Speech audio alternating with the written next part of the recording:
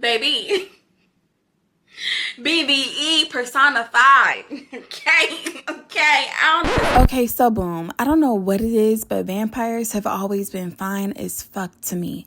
Maybe it's an obsession, the power, the telepathic orgasms, the whole I'll kill behind you, then kiss your wrist and fuck the shit out of you. And when he's a black vampire, oh baby, I'm undone. Today, we're entering the underworld with the soft girl's heart and a reader's thirst. Welcome to the Soft Girl's Guide to Dating a Vampire Book Bae.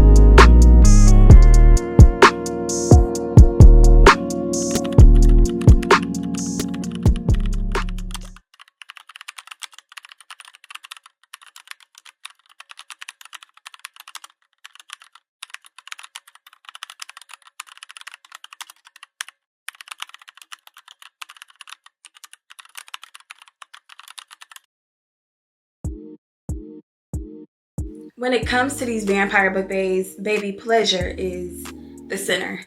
Whether it's in the way they protect, the way they possess, or the way they put it down, honey. These vampires don't just bring spice, they bring sanctuary. Let's talk about them. So the first vampire book bae is from Blood Bully by Natavia, and his name is Timothy. Before I share about him, I just want to talk about how Natavia is the reason why I fell in love with paranormal romance. I've been hooked since reading Deep, which is her mermaid series, and she has a way of building these paranormal worlds that pull you in so much that you feel like you want to be a part of it somehow. And it's no different in Blood Bully. In this world, Senpai is the queen, who is also the main female character. She's the queen of the vampires. She's super sophisticated. She's strong. She's a no-nonsense kind of girl or kind of vampire. She's very powerful with lots of magical gifts, but she's also the product of betrayal. Not to give too much away now, because there's a lot of history in this book. It's a lot of character building in this book. There's a lot of death in Blood Bully that I can't even touch. I can't even talk about it, because if I say anything, I'm going to be giving too much away. But because of some betrayal that her ancestors experienced early on in their origin story, she maintains like that rage through her nice and nasty ways. Like in the beginning, Senpai is not a likable character, but for good reason, and go read why. And then there's Blake, who is Timothy's alter ego. Blake is just like when I don't know if y'all watch Family Matters with Steve Urkel, and how he turns into Stefan Urkel, and he basically becomes fine as fuck with a lot of swag and charm, because as Timothy, he's really shy, meek. Like if you were to walk in a room and he's in there, you would not notice him. Like he was something of a lame. Like if I had to keep it all the way a book, that man was a lame. Like he was a sweetheart, but he was a lame. He was not somebody you noticed in a room, because he's super quiet and he didn't have swag. He was a lame. I don't know how else to explain it. But Blake, baby, that man has a lot, or that vampire has a lot of BBE, which is big vamp energy. He's not loud with it, he's lethal with it. Blake is a vampire book babe because he doesn't just protect your heart, he guards your rage. And what I mean by that is he understands senpai. Like, where other vampires in the story, they're like looking at her like with so much disgust, or they're not disgust, but they're really afraid of her. But he sees past that, like her anger. And I feel like I talked about this before. Like, sometimes when you're dealing with trauma and anger, you don't know how to handle it if you haven't gone through therapy, or you haven't learned tools to, I want to say keep your anger dormant, but know how to release it. And so senpai hasn't learned how to release it. And not that Timothy, or Blake, I should say Blake, is like some savior or whatever. He's not a savior, but he definitely knows how to come through for her whenever she's having a moment. He lets her lead, but when it's time to step in, baby, he's gonna step in and he's gonna protect her. And Blake is gonna handle it. Any and everybody behind senpai, honey. He does not play about her. Now, these next 3 vampires are the Black brothers from Christina C. Jones's Blackwood After Dark series. If you read Hostile Takeover, which is like my favorite book by Christina C. Jones, then you know that the Black brothers were mentioned in the book. And in the Blackwood After Dark series, each brother gets their own story. They have their own book, and each story is a novella. It's maybe like 70 or to 100 pages each. And I'll be breaking down why they're vampire book baes. Now, book 1 is called Curiosity, and the second vampire book bae I'll be talking about is Elias. He's the oldest brother of all the Black brothers. He's somewhat of what I like to call a voyeur and a mind reader. He likes to watch you first and then learn you second.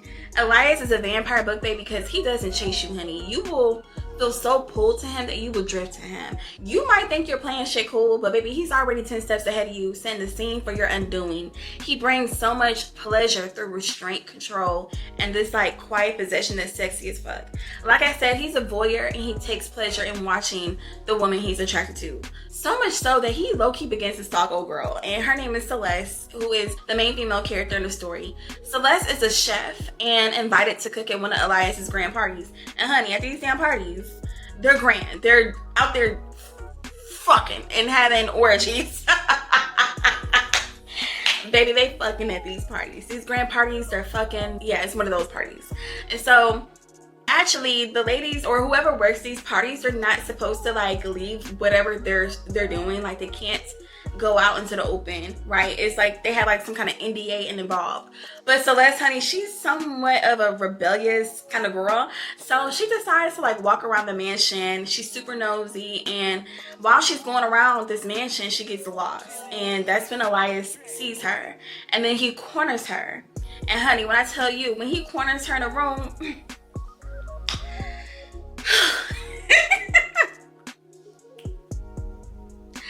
let me just say this. She was being seduced by Elias in that room, and she didn't even know she was being seduced until she was literally bent over his lap and he was spanking her ass. And he was basically having his way with her, and they had sex. What I like the most about Elias and what makes him a vampire book bae is that he's super dominant, which is what I like. And he's definitely given to talk you through it type. So he's up there. He's up there on the book bae list, okay? He's up there. Now, the next book, or the second book in the series, is called Caution. And this one features a vampire book bae named Cassius. And honey, Cassius is just like his brother Elias. He likes to watch you. He likes to study you. He's learning how you breathe so he can then recalibrate your whole nervous system when he's making love to you later on in the night. Man, when I tell you, Cassius is very sensual and he is super protective. Like, he's the one that's gonna shield your heart from harm, and he does this with his leading lady. Her name is Ambrosia. Ambrosia is guarded, fiery, but yet stubborn, and she got on my damn nerves in the book. And she got on my nerves because she was always demanding answers from Cassius. And without giving too much away, I think I can share this without it being a spoiler. But each brother has a prophecy in each book of who they're supposed to be soul bonded with. And the ladies in each book are basically their soulmates. And each story you'll learn why, a little bit of a background on them, if they're a part of some sort of other mystical creature outside of vampires. And so Ambrosia, she has a lot of questions about who she is, and Cassius, he's trying to help her figure that out, but he can't give her everything. Like, some stuff she has to find out on her own. And here's the thing that I did not like. Whenever Cassius gave her something, like gave her some knowledge, gave her some information, she was turning that shit down and she's laughing him off and saying, oh, you make that up. Like, she was having a hard time believing what the like, how you gonna ask somebody for something and then when they give it to you, you trying to downplay it. And I was like, Ambrosia acting dumb. Like, girl, get this shit together. Get it together. Get it together. Regardless of that fact though, Cassius had a lot of patience for Ambrosia. He's also very protective of her, and he again, like I said, he's shielding her from danger even when she doesn't even know it, which makes him a vampire book bae.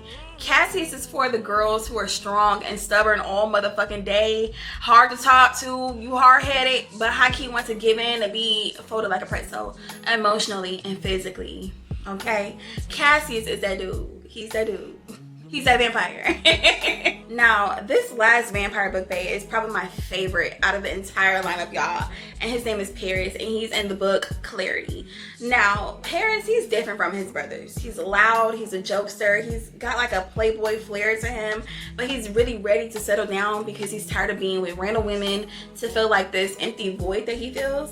So like his brothers, he's fated to soul bond with someone. So he does like this drastic thing to speed up the process and him getting his mate, despite what was written in the fated cards for him and his brothers.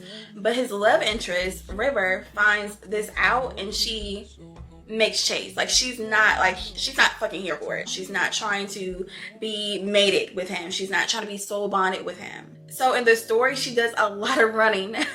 She does a lot of running from Paris, and I hate to say it, but I really enjoyed seeing him chase her too, because I feel like he was enjoying the chase. Like, Paris, he was like, yeah, like, make this shit hard for me a little bit. When I tell y'all, this book was fucking spicy too, and I'm gonna get into the spice, more of the spice later on. I'm gonna be talking about quotes from each book, so stay tuned for that. But again, out of all the brothers, Paris is my favorite, not only because of the spice in his story and the fact that he's a freaky ass vampire, it's also because I feel like his story, Clarity, it gave me more background to some of the characters and other mystical creatures that are mentioned in the story. And I also like the fact that Paris, he got the most swag out of all his brothers. Like, he got more personality, I should say. Like, he's super funny, he's rebellious, and again, he's more freakier than his brothers. Like, he was doing stuff to speed up his mating with River, but he was also turning her ass out every which way in the process too. Like, he was wearing sis down and he knew what he was doing. And then when he got the chance to like literally corner her, he wasted no time tasting her, having her bent the fuck over. And he even tells her, y'all, there's a scene I want to talk about. Hold on. I need to find my phone. So there's a scene where he catches up to River and he corners her in this little small space, and he basically compels her to start touching herself. And then she says, why are you doing this? I thought, dipping my fingers into my pussy for additional moisture before I came back to my clit to make circles. He says, I'm training your body to expect orgasms when I'm around. He murmured into my neck before grazing me with his fangs. When I tell you, I was like, look, Paris is that vampire, okay? Look, like I said, Paris is my favorite vampire book bae out the entire lineup. This vampire is freaking nasty and I love it. I loved it. And there were more sex scenes in this book than the other two. Not to say that they're not sensual and erotic, but this one was very much so erotic and high on the spice list, honey. Like, this was so good. This was so good. And I hated how short it was. Okay, I needed more. I wanted more. Or more. Now, let's say if you were bold enough to date one of these vampire book baes or one in real life, because am I alone in feeling like vampires are real? I don't know. Maybe I watch too much damn TikTok, but I feel like they exist. Maybe not on a level that we might think or we are familiar with in these books and on television, but I feel like vampires are real. I don't know. Am I alone in this? Let me know in the comments. Or if y'all think I'm crazy, let me know in the comments too. But if you decide to date one of these vampire book baes, then here are some things you need to know. Okay, so rule number one is that you never lie to a vampire. Vampires can read your motherfucking mind, okay? They can smell it, they can hear it, they can taste it, they could fucking see it in your mind if you are lying. That's one way to set these motherfuckers off, okay? They do not like liars 10 times out of 10. He already knows the truth because he already done got it from your mind. Rule number two when it comes to dating these vampire book baes is that You need to set boundaries, sis. Boundaries will matter in your relationship, and here's why.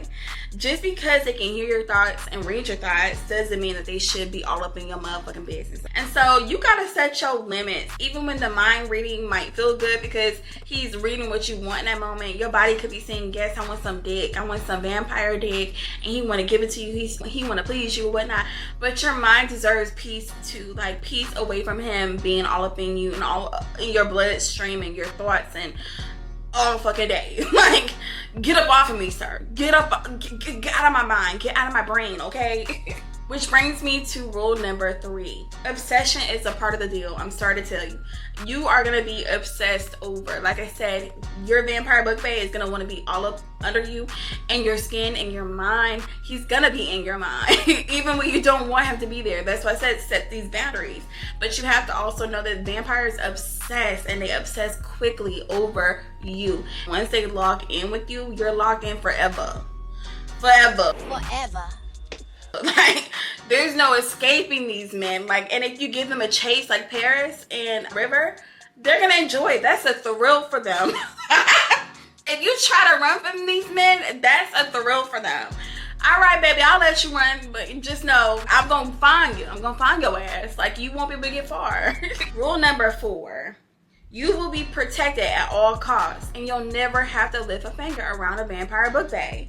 These vamps don't play about the women they want and can be possessive as fuck. Just know that you'll never be faced with danger. And if you are, it'll be a couple seconds before your man comes through to save you. Your vampire book bae will always have your front, your center, your side, all around you. He will be protecting you at all costs. And if he can't make it to you, he has brothers, he has family who are ready to ride to, and they can just appear. Now, these vampire book baes are not without flaw. Let's get into some of the green and red flags when dating them.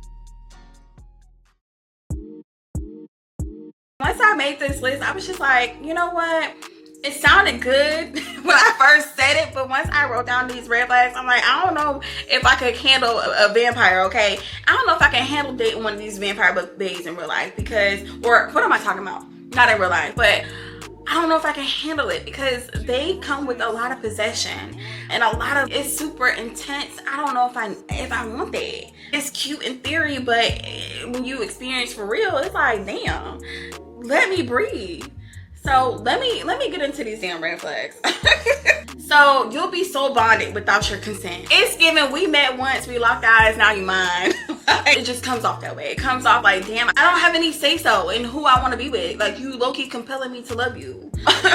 And in every last one of these books, especially the brothers, they be doing some extra shit, like compelling the women to basically become weak in the knees behind them. Like Elias and Celeste. Elias was always making some commands, and Celeste didn't know why she felt so compelled to do what he says. And that's because he was literally compelling her to do it without her motherfucking consent. And even though in her mind she's saying that she wants to do it and she's doing it, but another part of her was like, I didn't, like, you know, I want to have some kind of resistance. Like, why am I doing this? You know what I mean? Now, it's sexy, but it's also without consent. Like, consent is sexy, baby. And these vampires don't know what consent is, baby. They just don't. They just don't. Red flag number 2. They will be obsessed with you after one look. I just said this in red flag number 1. You give them one look, baby, they are planning y'all's whole future together. These vampires, I keep saying men, but these vampires, baby, will have you so fucking confused off one glance because they lock the fuck in and they'll have you in a trance. And I need my own will, I need my own control. I don't need you to put me underneath a trance because you like me, baby. And low-key, this can be sexy as fuck until you realize he's feeding off your thoughts. This man even knows your memories. He knows everything about you because he tapped into your mind, and now you're locked into a trance that you can't get out of, and you done forgot your birthday, you done forgot what you had for breakfast early that morning, you done forgot what you did just 5 seconds ago. That's how much they will be in your damn mind and obsessed with you. Which brings me to number 3. They can be very controlling in the name of protection. Like, for instance, Paris, he was like taking stuff from River because River was on her own journey too, like Ambrose was trying to figure out more about her ancestry and who she is, but he was taking stuff from her that was pretty much impeding on her life and her knowledge. And so to me, I felt like he was just trying to control, in the beginning, he was trying to control how things played out. And I didn't like that. I just felt like he should have just let her be and let her come to him naturally, because he was trying to, like I said before, he was trying to speed up them and their connection. And yeah, hell no. Like, nigga, don't let me come to you naturally. If we're supposed to be fated to each other, let me come to you naturally. You doing all this extra shit is a turn off, okay? But it wasn't a turn off with Paris. I'll just say Paris was doing all this. It was a red flag, but he's still vampire book bae, okay? He's still bae. He's still bae. He's that dude. He's that vampire. Now, here are some green flags. I'm just gonna run through them real quick without too much explanation, because I feel like what's understood doesn't need to be explained when it comes to these vampires. So green flag number 1, he will risk it all for you. This vampire book bae will know you were in danger before you knew you were in danger, and he will protect you at all costs. Green flag number 2, he will read your mind before you speak. He knew you needed water before that orgasm hit, so he already had water waiting for your ass. Like, that could be a green, it could be a red flag, but it could be a green flag too. It just depends on the way you see it. Number 3, you have a built-in protection squad. You are never alone, and you're always safe. You're always safe around your vampire book bae, because he's not gonna let anything happen to you, period. And then number 4, this is probably my most favorite, because I mean, so you'll have eternal stability, okay? You will always be put up like a princess. Like the princess you are. You'll never have to pay bills again. You'll never have to think about rent or money around your vampire book bae, because he got you.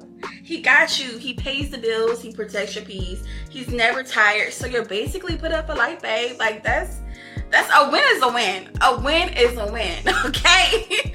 That's a huge win. Be put up and pretty.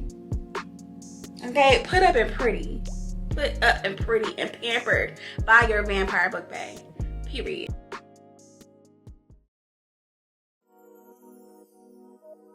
Okay, y'all, let's get into the spice, because I know y'all want to hear about the spice, okay? Because there's plenty of it. It's so delicious too, so let's get into it. Mind you, y'all, I'm gonna also skip over Paris's spicy scene from the last book in the Blackwood After Dark series, just because I already shared it, and I don't want to share another scene because I feel like I'll be taken away from the book. So read the book. I'm only gonna focus on Blood Bully in the first 2 books in the series. So here we go. When Timothy turned into Blake, he was a lover boy. He was fine as fuck, and he didn't play about senpai. So this little scene, and it's not too spicy, but it's just enough for you to get an idea of how he's coming behind senpai. So he said, "My hunger for you isn't just about blood. It's about devouring your fear, your pain, your past. And once I do, what's left is mine to love." And I was like, "Sir, please continue, because this is beautiful. This is beautiful." Like, and Senpai, she was so appreciative, and like I said, she's carrying a lot on her shoulders. She's having to run this kingdom as a vampire queen, and then deal with her, you know, her family stuff. It's a lot going on. It's a lot going on. I've almost slipped up and said something, but just being around Blake, he allows her to be herself, and he sees straight through her, and she's allowed to sit in her softness for a bit. When she's outside of her room with Blake, she has to put on this face because she has to be a queen. But when she's with Blake, she can literally be in her softness, okay? And she could be loved on the way she wants to be loved, and it's just so beautiful. It's so beautiful. I was like, yes, I love this for her. Yes, I love it for you, senpai.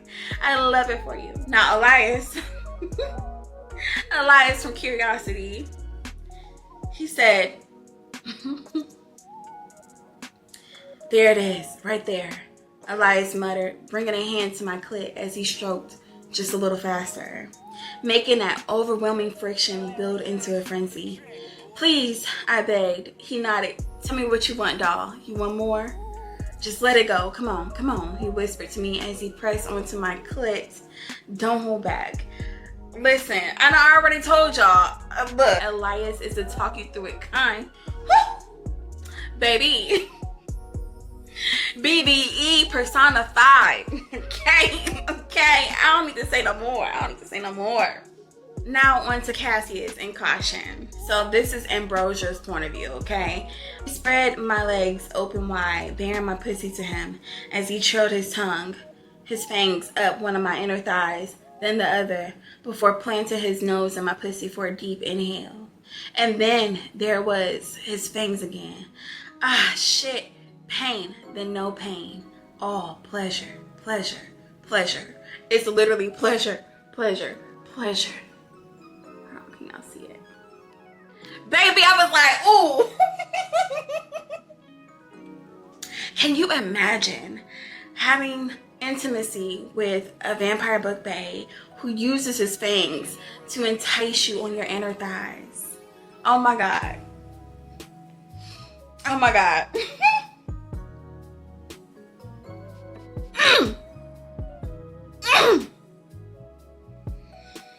Okay, let's move on. Let's move on. So to wrap everything up, y'all, because I'm getting beside myself, just having flashbacks of reading some of these scenes, honey, it's getting a little hot up in here, okay? I want to share my book ratings for all of them. So for Blood Bully, I will rate it a 4.5 star because I loved it and I loved the world that Natavia was building. It was just so well done. And she's true to this, okay? This ain't nothing new for Natavia. She's true to this, and she has so many other mystical creature worlds that she has created. Like she has, I believe it's called the Beast or Roar series. I'm gonna put it on the screen about shapeshifters who shape into like lions and all that. And then my favorite series, as I mentioned before, is the Deep series with the mermaids. And then recently, Jasora, which I need to do a book review on because Jasora books 1 and 2 was good as fuck about the werewolves. And honey, she's just really good at writing paranormal romance. This is her lane.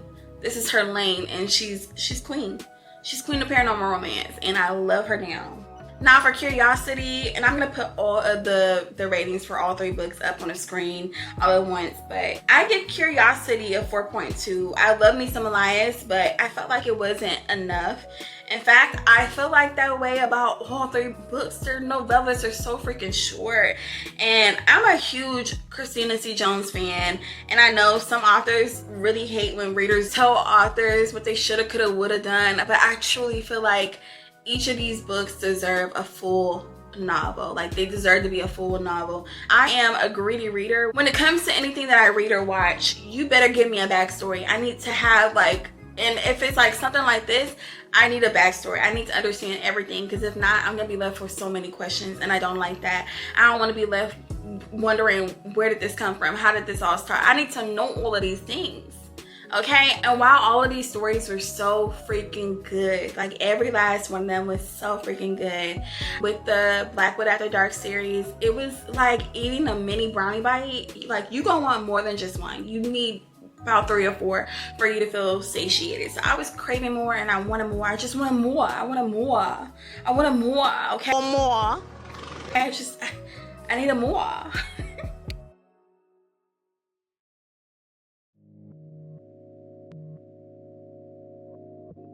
So, would you let a vampire bite you softly or nah? Which book bae got you flustered? Drop a vampire emoji in the comments and let me know which one you'd give your neck and your heart to. Thank y'all so much for hanging out with me over here at the Softest Read with all of my bookish shenanigans. Don't forget to like, subscribe, keep turning those pages, and stay soft and stay bitten. Mwah.